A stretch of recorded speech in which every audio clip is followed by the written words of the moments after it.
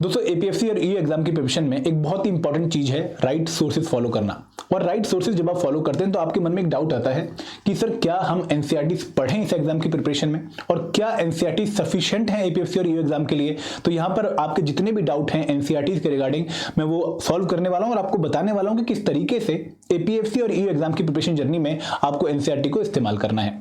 दोस्तों video and तक पक्का देखिएगा, लेकिन आगे बढ़ने से पहले मैं आप लोगों से रिक्वेस्ट भी करूंगा कि अगर आप लोग हमारे चैनल पर न्यू हैं तो चैनल सब्सक्राइब करना ना भूलें।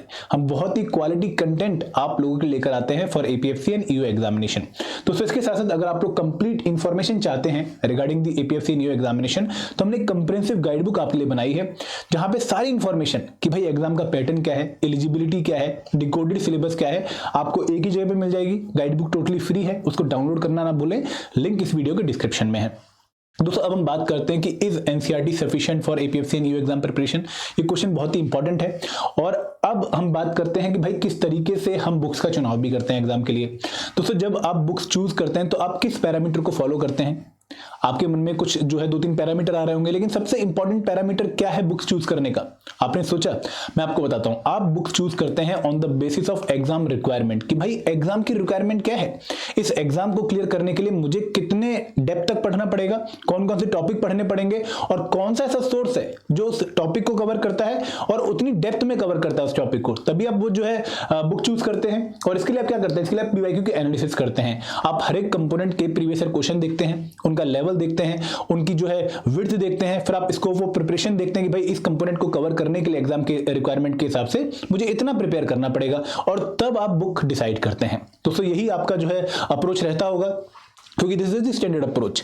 अब दोस्तों यहां पर होता क्या है कि जब आप पीवाईक्यू की एनालिसिस करते हैं तो कुछ कंपोनेंट आपको ऐसे देखने को मिलते हैं जहां पर एग्जाम का जो क्वेश्चन लेवल है पूछने का वो उतना हाई नहीं है, मतलब बहुत ही बेसिक लेवल पे एग्जाम में क्वेश्चन पूछे जा रहे हैं उस पर्टिकुलर कंपोनेंट के। लेकिन कुछ क्वेश्चन ऐसे होंगे जहां पर आपको क्वेश्चन काफी एडवांस लेवल के भी देखने को मिलेंगे। तो अगर मैं एपीएससी एग्जाम की बात करूं तो यहां पर बेसिकली होता क्या है कि जैसे मॉडर्न हिस्ट्री है या फिर इंडियन पॉलिटी है या फिर इंडियन कल्चर है या फिर इंडियन इकोनॉमी है या फिर आयरन एंड लेबर लॉ है, ठीक है, वहां पे अगर आप क्वेश्चन देखेंगे तो वहां पे क्वेश्चन आपको काफी अच्छे लेवल के देखने को मिलेंगे। मतलब वहां पर आपकी फाउंडेशन तो स्ट्रांग होनी चाहिए, मतलब आप लोगों के बेसिक्स तो एकदम क्लियर होने चाहिए, लेकिन उसके साथ साथ आप लोगों को उस पर्टिकुलर सब्जेक्ट में काफी और नॉलेज भी होनी चाहिए, एडवांस नॉलेज भी होनी चाहिए। मतलब जब आप एक फाउंडेशन लेवल की प्रिपरेशन करते हैं, आप एनसीईआरटी को कवर करते हैं, आप कोई और बेसिक बुक कवर करते हैं, उन बुक्स को कवर करने के बाद आपको कुछ और भी पढ़ना पड़ता है ताकि आप अपनी फाउंडेशन पे लेयरिंग कर पाएं, प्लास्टर चढ़ा पाएं और अपनी जो नींव है उसके ऊपर एक बिल्डिंग खड़ी कर पाएं पूरे कंपोनेंट के लिए। और दोस्तों उसके बाद आप लोगों को प्रैक्टिस करनी पड़ती है काफी क्वालिटी, तब जाकर आप लोग उस कंपोनेंट को प्रिपेयर कर पाते हैं। तो इंडियन पॉलिटी के लिए खासकर ये जो है रूल अप्लाई होता है। आप पहले एनसीईआरटी पढ़ते हैं, इंडियन कॉन्स्टिट्यूशन वर्क है क्लास 11th की, फिर आप जो है लक्ष्मीकांत पढ़ते हैं, फिर सुभाष कश्यप पढ़ते हैं, फिर डीडी बसु पढ़ते हैं फॉर लेयरिंग, और फिर आप प्रैक्टिस करते हैं बहुत सारी। और सेम काम आप इंडियन कल्चर में भी करते हैं। लेकिन दोस्तों कुछ कंपोनेंट ऐसे हैं जहां पर आपको बहुत ज्यादा अच्छे क्वेश्चन देखने को नहीं मिलेंगे, एडवांस क्वेश्चन देखने को नहीं मिलेंगे, जहां पर अगर आपकी कंपोनेंट की बेसिक अंडरस्टैंडिंग है, कंसेप्चुअल क्लैरिटी अगर आपको है, तो आपको वो क्वेश्चन सॉल्व करने में कोई दिक्कत नहीं आने वाली। तो दोस्तों ऐसे भी कुछ कंपोनेंट हैं जहां पर आपकी बेसिक इंफॉर्मेशन, बेसिक नॉलेज ही काम आने वाली है। तो यहां पर अब हमारे क्वेश्चन का जो है आंसर हमको मिलने वाला है कि are NCERT sufficient for the APSC and EU exam preparation? Yes there are some components जहां पर एनसीईआरटी सफिशिएंट है। वो 5 कंपोनेंट कौन से हैं मैं आपको बताऊंगा, और उनके लिए कौन सी एनसीईआरटी आपने फॉलो कर लिया वो भी मैं आपको बताऊंगा। एंड दोस्तों देयर आर सम कंपोनेंट्स जिनके लिए एनसीईआरटी पढ़नी अच्छी है उन लोगों के लिए जो कि बिगिनर है, जो अभी प्रिपरेशन स्टार्ट कर रहे हैं, जिनको कंपोनेंट की बिल्कुल भी नॉलेज नहीं है। मतलब जैसे फॉर एग्जांपल अगर मैं आपसे पूछूं कि भाई रेपो रेट क्या होता है, आप बोलेंगे कि सर ये क्या होता है, तो दोस्तों फिर आपको एनसीईआरटी पढ़नी पड़ेगी। लेकिन अगर मैं आपसे बोलूं कि भाई अगर आपको रेपो रेट पता है, आपको जीडीपी, जीएनपी, एनएनपी के बारे में क्लैरिटी है, तो फिर आपको एनसीईआरटी पढ़ने की जरूरत नहीं है, फिर आपको थोड़ा एडवांस लेवल पे जाना पड़ेगा, ठीक है।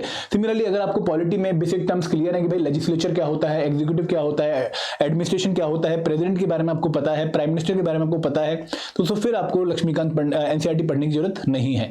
तो देयर आर सर्टेन कंपोनेंट्स जहां पर एनसीईआरटी इज सफिशिएंट, लेकिन कुछ कंपोनेंट ऐसे भी हैं जहां पर एनसीईआरटी पढ़नी ठीक तो है बट वो सफिशिएंट नहीं है, आपको कुछ और भी पढ़ना पड़ेगा। अब वो कौन से 5 कंपोनेंट हैं जहां पर आप एनसीईआरटी पे टोटली रिलाई कर सकते हैं? तो वो 5 कंपोनेंट हैं। सबसे पहला है अकाउंटिंग, ठीक है, ऑडिटिंग, इंश्योरेंस नहीं, अकाउंटिंग। यहां पे लगभग 12 क्वेश्चन पूछे जाते हैं और एनसीईआरटी अगर आप अच्छे से पढ़ लेते हैं तो आपके 8 से 10 क्वेश्चन आराम से सॉल्व हो जाएंगे, आपको ज्यादा टेंशन नहीं लेनी है। जर्नल साइंस अगेन एक ऐसा कंपोनेंट जिससे एग्जाम में 10 क्वेश्चन पूछे जाते हैं और 10 के 10 क्वेश्चन आपके एनसीईआरटी से सॉल्व होते हैं, आपको बाहर से पढ़ने की जरूरत नहीं है।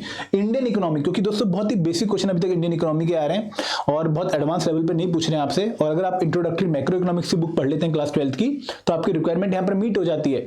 पॉपुलेशन डेवलपमेंट ग्लोबलाइजेशन, दोस्तों यहाँ पर भी 2-3 क्वेश्चन ऐसे हैं जो एनसीईआरटी से स्ट्रेट फॉरवर्ड आते हैं, प्लस अगर आपको करंट अफेयर इसमें ऐड कर लेंगे तो आपका सोने पे सुहागा हो जाएगा। सिमिलरली कंप्यूटर अवेयरनेस, दोस्तों आपको सरप्राइज लगेगा कंप्यूटर अवेयरनेस, पर आपको बताऊंगा कि भाई कैसे एनसीईआरटी इसको कवर करती है। लेकिन दोस्तों इसके अलावा कुछ कंपोनेंट ऐसे हैं जहां पर एनसीईआरटी पढ़नी अच्छी है। For example Indian polity, modern history, Indian culture, ठीक है। अगर आप इनमें एनसीईआरटी कंप्यूटर सॉरी इनमें नहीं, अगर आप इन तीनों में एनसीईआरटी पढ़ते हैं तो दैट इज गुड, अच्छी बात है। और दोस्तों ये एनसीईआरटी सब कौन सी मैं आपको बताता हूं वन बाय वन। अगर आप इंडियन इकोनॉमी की बात करें तो एक क्लास 11th की बुक है इंडियन इकोनॉमिक डेवलपमेंट, जो कि आपको इंडियन इकोनॉमी का जो है पास्ट बताती है, 1991 के एलपीजी रिफॉर्म्स बताती है। और एक है जो है इंट्रोडक्टरी मैक्रो इकोनॉमिक्स, ये आपको जो इंडियन इकोनॉमी की बेसिक टर्मिनोलॉजी है, मैक्रो इकोनॉमिक्स जो एस्पेक्ट है वो आपको कवर करवाती है कि भाई इंडियन बजट क्या है, ठीक है, मॉनेटरी पॉलिसी क्या है, इन्फ्लेशन टारगेटिंग क्या है, वो आपको यहाँ पर जो है चीजें देखने को मिलेंगी। तो this is sufficient, trust me, base बनाने के लिए आपके लिए बहुत सफिशिएंट है। और अगेन इनको पढ़ के भी आप जो है एपीएफसी और ईओए के क्वेश्चन सॉल्व कर पाएंगे। हाँ, बस इसमें एक चीज और ऐड करनी पड़ेगी, वो है करंट अफेयर। तो current affairs are very much important for this particular examination. तो ये फाउंडेशन पे अगर आप करंट अफेयर ऐड कर लेते हैं तो आपका फिर एग्जाम का जो रिक्वायरमेंट है वो पूरा मीट हो रहा है। अगर मैं साइंस की बात करूं तो यहां पर तो करंट अफेयर भी ऐड नहीं करने। These 3 books, class 8th, 9th and 10th books are more than sufficient for your science preparation. 10 question exam में आते हैं, अगर आप इनको अच्छे से पढ़ लें और इनके ऊपर ऑब्जेक्टिव क्वेश्चन सॉल्व कर लें तो अगेन आपकी रिक्वायरमेंट मीट हो जाएगी। अकाउंटेंसी में दोस्तों हम बहुत एडवांस लेवल पे पढ़ते रहते हैं, हमें लगता है कि भाई एग्जाम की रिक्वायरमेंट बहुत हाई है, बट अगर आप क्लास 11th एंड 12th की एनसीईआरटी फॉलो कर लें, उनमें भी 11th की प्रायोरिटी में प्रिपेयर कर लें तो अगेन आपको अकाउंटेंसी में 8 से 10 क्वेश्चन सॉल्व करने में कोई दिक्कत नहीं आने वाली है। दोस्तों अगर मैं बात करूं पॉपुलेशन डेवलपमेंट ग्लोबलाइजेशन की, तो यहां पर Indian physical geography class 11th की and Indian people and economy class 12th की अगर आप फॉलो करते हैं तो अगेन आपके 2-3 क्वेश्चन पक्का सही होने वाले हैं, आपको और कुछ पढ़ने की जरूरत नहीं है। और अगर मैं बात करूं कंप्यूटर अवेयरनेस की, दोस्तों क्लास 11th की एक बुक है कंप्यूटर साइंस की, जहां पे पहले 3 चैप्टर आप लोगों ने करने हैं और इन 3 चैप्टर से भी आपको एग्जाम में कम से कम 4-5 क्वेश्चन सॉल्व करने में हेल्प मिलने वाली है। तो दिस इज समथिंग जो बच्चा कंप्यूटर के बहुत हैवी नोट्स नहीं पढ़ना चाह रहा है, जिसको लग रहा है कि मुझे 10 में से 5 क्वेश्चन ही सॉल्व करने, 50% क्वेश्चन ही सॉल्व करने, ज्यादा मेहनत नहीं करनी है, तो ये बुक उसके लिए फिर बहुत सही है, सफिशिएंट है फिर ये।